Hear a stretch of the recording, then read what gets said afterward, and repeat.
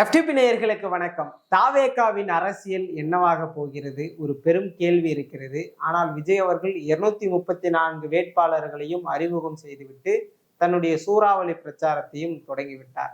ஆனால் அவர் போட்டியிடுகின்ற 2 தொகுதி என்னவாக போகிறது? இதை பற்றி பேச நம்மோடு வம்சி அவர்கள் இணைந்திருக்கிறார். வணக்கம். வணக்கம் சதீஷ். விஜய் அவர்கள் திருச்சி கிழக்கு, பெரம்பூர் 2 தொகுதியில போட்டியிடுறாரு. பெரம்பூர்ல பிரச்சாரத்தை தொடங்கிட்டாரு. எந்த தொகுதி அவருக்கு வாய்ப்புள்ள தொகுதியா இருக்குது? நம்ம 2 தொகுதிகள்ல இருந்து ஒவ்வொரு தொகுதியா அலச ஆரம்பிக்கலாம். முதலாவதாக சென்னையில் இருக்கக்கூடிய பெரம்பூர் தொகுதியை எப்படி பாக்குறீங்க? ஃபர்ஸ்ட் தொகுதி அலசல் போறதுக்கு முன்னாடி விஜய் வந்து இந்த 234 தொகுதி கேண்டிடேட், நான் ஃபுல்லா லிஸ்ட் பார்க்கல, 234 தொகுதி கேண்டிடேட் போட்டதே ஒரு பெரிய விஷயம் தான். அதுக்கு அவர் பாராட்டணும். ஏன்னா பலர் எதிர்பார்க்கல. எனக்கு ஃபர்ஸ்ட் அந்த எதிர்பார்ப்பு நடுவில் அவர் நடவடிக்கைகளை பார்க்கும்போது இங்க போடாம போயிடுவாரான்ற எண்ணம் லைட்டா வந்தது, டவுட் வந்தது இவர் மேல. பட் அவர் கரெக்டாக கேண்டிடேட் போட்டுட்டார். ஸோ அவர் நிஜமாலே விஜய் வந்து கேண்டிடேட் போட்டதுக்கு விஜயை பாராட்டணும். அடுத்து வந்து 2 தொகுதிகளில் போட்டியிடுற முடிவு, அது கூட ஒரு நல்ல ஒரு கான்ஃபிடன்ஸ். 2 ஏரியா, வெவ்வேறு நகரங்கள்ல 2 தொகுதிகள் போட்டியிடுறன்றது என்னோட சஜஷன். அந்த 2 தொகுதிகள் வேற ஒரு சஜஷனை கொடுத்திருந்தாலும் அவர் அவரோட முடிவு தான். அவர் 2 தொகுதிகள் போட்டிட்டு அது ஒரு அக்ரெசிவ் மூவ் தான். இந்த 1.5 வருஷம் பெருசா கேம்பெயின் பெருசா பண்ண, மாசத்துக்கு ஒரு வாட்டி தான் அவர் மூஞ்சி காட்டிட்டு இருந்தாரு.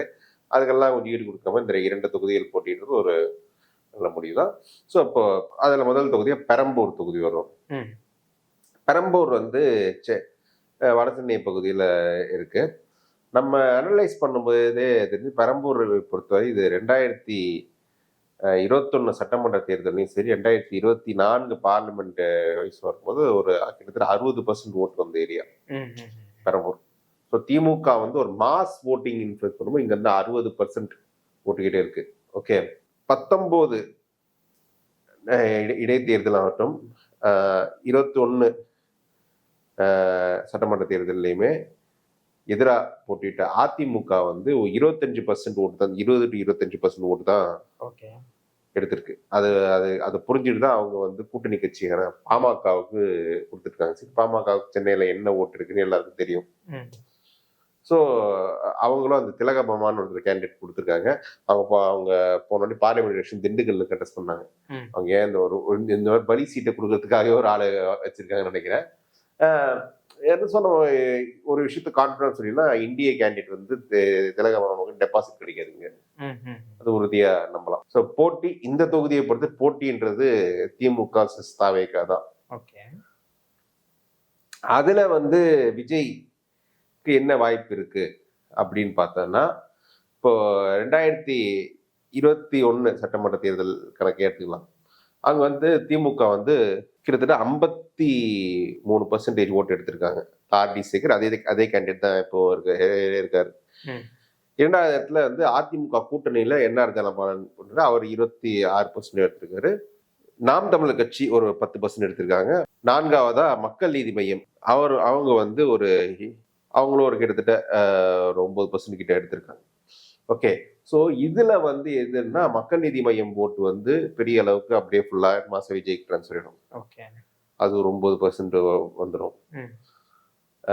அதிமுக என்டிஏ அது அதிமுக அணி, என்டிஏ அணி, அதுவும் அதுல வந்து 25% எடுத்துருக்காங்களா, இவங்க டெபாசிட் வாங்குவாங்கன்னு நான் நம்பல.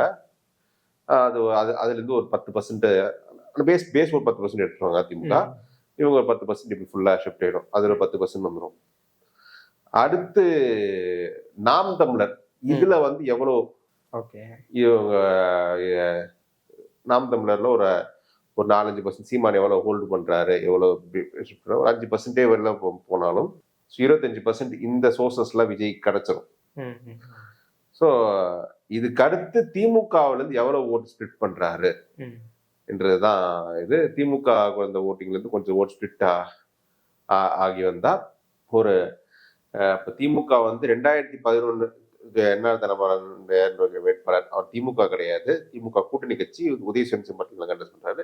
அவர் வந்து 41% எடுக்கிறாரு 2011 அந்த தோக்குற எலெக்ஷன்ல. ஸோ ஒரு 5 வருஷம் இருக்கும்போது இப்ப 52% திமுக எடுக்கணும்னு எதிர்பார்க்க முடியாது. அவங்க 40% அரௌண்ட் தான் எடுப்பாங்க. இன்னமும் கொஞ்சம் குறைஞ்சா கூட ஒரு 35, அது கம்மியா போக வாய்ப்பு இல்லை. திமுக ஸ்ட்ரக்சர் சென்னையில கொஞ்சம் ஸ்ட்ராங்கா இருக்கும்.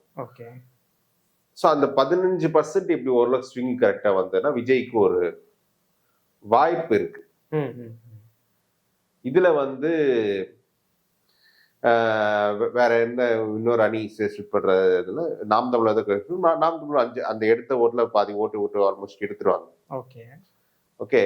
ஸோ அந்த அடிப்படையில் பார்க்க பெரம்பூர்ல வந்து கொஞ்சம் க்ளோஸா போகுன்றதுதான் என்னோட பார்வை. பெரம்பூர்ல வந்து விஜய்க்கு ஒரு ரிமோட் சான்ஸ் இருக்குன்றதுதான் நான் கருதுவேன். பட் அதே சமயம் திமுக எப்படி ஃபைட் பண்றாங்கன்னு பொறுத்து ஆர்டி சேகர் நல்லா ஃபைட் பண்ணி ஒரு 40% மேலே எடுத்துட்டு வச்சுக்கோங்க, பெருசா ஓட் ஸ்விங் ஸ்டாப் பண்ணிட்டாருன்னா அவர் எதிரும். ஸோ பெரம்பூர் கொஞ்சம் க்ளோஸா போகுன்றது தான் நான் பார்க்குறேன். சரி, ஓகே. பெரம்பூரை தொடர்ந்து அடுத்ததாக திருச்சி கிழக்கு. திருச்சி கிழக்கு இப்போ இது வந்து திருச்சி நகரத்துக்கு சீட்டு. சென்னை மாதிரி திருச்சியும் திமுக கோட்டை தான்.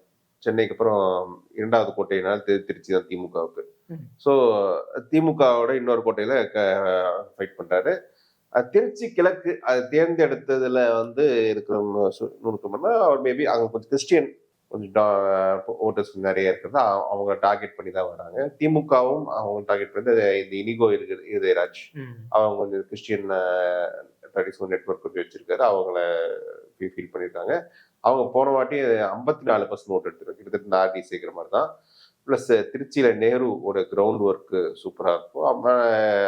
அன்பில் மகேஷ் அங்கெல்லாம் இருக்காரு. ஸோ அந்த அடிப்படையில் பார்க்கும்போது ஒரு 54% எடுத்து கொஞ்சம் இனிகோ இதயராஜ் வந்து அப்ப ஜெயிச்சிருக்காரு. அப்புறம் 2வது இடத்துல யாருன்னா 2021 தேர்தலில் பார்த்தோம்னா வெல்லமண்டி நடராஜன் அவங்க வந்து 23% எடுத்திருக்காங்க.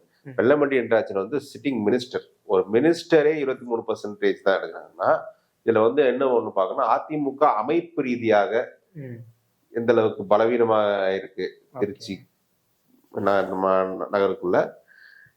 இன்னொன்னு அந்த ஸ்விங் ஓட்ஸ் எந்த அளவுக்கு அந்த இருக்கு, பிளஸ் அந்த அமைச்சராக இருந்து பிளஸ் கிளவுட் இல்லைன்றது அதுவும் நமக்கு காட்டுது. ஸோ இந்த முறை பார்த்தோன்னா மேபி வெல்லமண்டி நடராஜன் அதிமுக ஒருவேளை அவங்க கொஞ்சம் அவங்க பாமக சென்னையில மோசமா போற அளவுக்கு போக மாட்டாங்க, கொஞ்சம் போட்டு ரீடைன் பண்ண வாய்ப்பு இருக்குன்னு தான் நான் நினைக்கிறேன். ஒரு டெபாசிட் வாங்க வாய்ப்பு இருக்குன்னு நான் நினைக்கிறேன். இங்க மக்கள் நீதி மையம் நாம் தமிழர் பெருசா இல்லை. நாம் தமிழர் பார்த்தோம்னா ஒரு 8%, மக்கள் நீதி மையம் ஒரு 6% இருக்கு. ஸோ இது வந்து திருச்சி கிழக்கும் கிட்டத்தட்ட பெரம்பூர் மாதிரி தான். திமுக ஸ்ட்ரக்சர் வைஸ் ரொம்ப ஸ்ட்ராங். நான் எப்படி சொல்றேன், 2011 திமுக மோசமா தோக்கிற தேர்தலில் இவங்க எவ்வளவு ஓட்டு எடுத்திருக்காங்க பார்த்தோம்னா இது அப்போ இப்போ அன்பில் மகேஸ்வர சித்தப்பா நினைக்கிறேன், அவர் வந்து கிட்டத்தட்ட 40% மாதிரி எடுத்திருக்காரு 2011 அந்த திமுக தோல்வி அடையக்கூடிய தேர்தலில். அதுக்கப்புறம் 16 வந்து காங்கிரஸ் கொடுக்கப்படுது, அது கிறிஸ்டியன் கேண்டிடேட், ஆனாலும் அவரால் பெருசா ஆர்கனைஸ் பண்ண முடியல. இவர் வெல்லமண்டி நடராஜன் வந்து ஒரு ஆர்கனைஸ் பண்ணி 47% ஓட்டு எடுத்து மேல வந்து ஜெயிச்சிருக்காரு. மதிமுக பாஜக கொஞ்சம் சொற்ப வாக்குகள் அதுல எடுத்திருக்காங்க. இதுல 21 தான் 54%. இந்த 54%ல இனிகோ இருதயராஜ் அவரோட கனெக்ட் எல்லாத்தையும் வச்சு ஓரளவு ரீட்டைன் பண்ணிக்கணும். ஒரு 15% வெளில போனாலும் நம்ம அந்த 54ல 15% வெளில போனாலும் நம்ம எடுத்துக்கிட்டாலும் அதே மாதிரி அதிமுகவுக்கு வந்து ரொம்ப பெரிய இருக்காது, கொஞ்சம் கம்மி, ஒரு 10% எடுத்துக்கிட்டாலும் இங்க நாம் தமிழர் மக்கள் நீதி மையம் பெருசா இல்லைன்றதால இங்க வந்து இனிகோ இருதயராஜ் திருச்சி கிழக்குல ஓரளவுக்கு ரீட்டைன் பண்ணிடுவாருன்னு நான் நினைக்கிறேன். விஜய் கொஞ்சம் செட்பேக் பண்ணு. பெரம்பூர் அளவுக்கு இங்க அவர் பெரம்பூர் சென்னை சிட்டினா இன்னும் கொஞ்சம் எஜுகேட்டட் ஓட்டர்ஸ் இன்னும் கொஞ்சம் மேல வந்து திருச்சியில எஜுகேட்டட் ஓட்டர்ஸ் இருப்பாங்க. பட் அங்கே திருச்சி கொஞ்சம் சென்னையோட ஒப்பிடும்போது கொஞ்சம் ஆர்த்தடாக்ஸான ஒரு சிட்டின்றதால அதுல சென்னைக்கு ஓட்டர்ஸ்க்கு இருக்கிற அந்த ஒரு ஆர்வம் வந்து திருச்சிக்கு அது இருக்குமான்றது எனக்கு இருக்கலாம். ஒருவேளை அந்த கட்சி சார்ந்த ஆர்வமா இருக்கலாம். திருச்சின்றது திமுகவுக்கு பல தேர்தலில் கை கொடுக்க வட சென்னையில இருக்க ஓட்டர்ஸ் தன்மை வேறமா இருக்கும். ஸோ அந்த அடிப்படையில் பார்க்கும்போது திருச்சியா பெரம்பூர்னா பெரம்பூர்ல விஜய்க்கு ஒரு வாய்ப்பு இருக்குன்னு தான் நான் நினைக்கிறேன். அவர் கரெக்டா அதுக்கு எடுத்துக்கணும். பட் ரெண்டுத்துலயுமே நாம என்ன சொல்ற திமுக ஓட்டு ஒரு 15% ஸ்விங்கை வந்து அவர் ஏற்படுத்தினார்னா அது வந்து பெரம்பூர்ல வாய்ப்பு இருக்கு. பட் திருச்சியில வந்து அவர் அந்த வீட்டுக்கு வரணும்னா ஒரு குறைஞ்சது 20% ஸ்விங்காக ஏற்படுத்தணும். அது வந்து எனக்கு தெரிஞ்சு கஷ்டம். ஸோ என்னோட இது வந்து இப்போ பெரம்பூர் தான். பட் இதுல என்னன்னா இந்த 2 இடத்துலயுமே விஜய் கண்டெஸ்ட் பண்றதால இப்போ ஃபர்ஸ்டே இப்போ பிரச்சாரம் பண்ணியிருக்காரு. இதே ஓரளவு கண்டினியூஸா பிரச்சாரம் போச்சுன்னா இப்போ எப்படி 2 இடத்துலயும் அதிமுக ஒரு டெபாசிட் போற பொசிஷன் இருக்கோ, இது வந்து அந்த இம்பாக்ட் மற்ற தொகுதிகளும் லைட்டா அதிமுக ஓட் பேங்க் ஏற்படுத்தும். என்டிஏ ஓட் பேங்க் வந்து சென்னையிலும் திருச்சியிலும் பெரிய ஒரு செட்பேக். 2021 இந்த 2 நகரங்களுமே அதிமுக வாஷ் அவுட் ஆச்சு. இதே ஒரு நிலை தொடரும். இதே விஜய் வந்து கோவையிலோ சேலத்திலயோ போட்டிட்டு இருந்தா அங்க திமுகவுக்கு பின்னாடி வரும்.